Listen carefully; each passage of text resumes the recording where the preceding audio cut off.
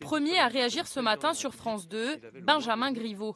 Le porte-parole du gouvernement évoque les questions de l'amnistie et de la co-officialité. Son discours n'a rien de neuf.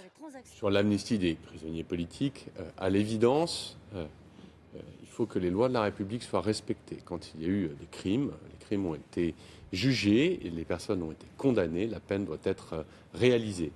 Après, il y a évidemment une particularité de la Corse, mais comme il y a des particularités dans d'autres régions, sur la langue de la République, c'est le français. Et pourtant, en Bretagne, c'est le français, la langue de la République.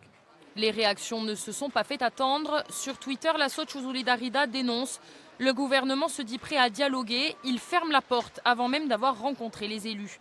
Déçus, les responsables de l'association de soutien aux prisonniers corses veulent quand même garder espoir. Et nous pensions que les discussions se feraient sur tous les points, qu'il n'y aurait pas de préalable à l'amnistie ou au rapprochement des prisonniers. Nous constatons que M. Griveaux a décidé, lui, de fermer la porte à l'amnistie, mais nous pensons que on arrivera quand même à en discuter. Comment le gouvernement compte-t-il travailler avec les élus corses et sur quel dossier? La question a été posée cet après-midi à l'Assemblée nationale par un député de La République En Marche. Sous les ors du Palais Bourbon, c'est le Premier ministre en personne qui répond. Édouard Philippe est disposé à recevoir Gilles Simeoni, oui, mais pour les évolutions institutionnelles, il renvoie à la collectivité unique.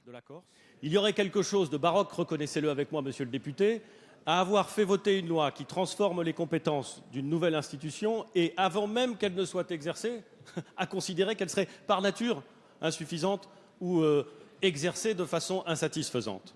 Une collectivité unique qui pourrait servir de laboratoire à la politique gouvernementale.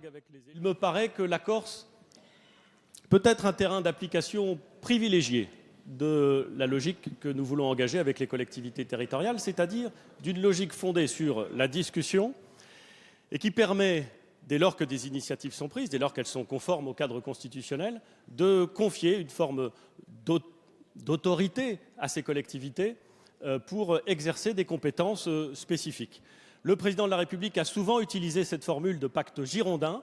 La Corse peut être un territoire privilégié pour tester et mettre en œuvre ce pacte girondin. Un dialogue confié à Jacqueline Gouraud, la nouvelle Madame Corse nommée par le gouvernement. Ministre auprès de Gérard Collomb, le ministre de l'Intérieur, Jacqueline Gouraud s'est déjà penchée sur le dossier corse, en participant notamment à plusieurs réunions sur la collectivité unique.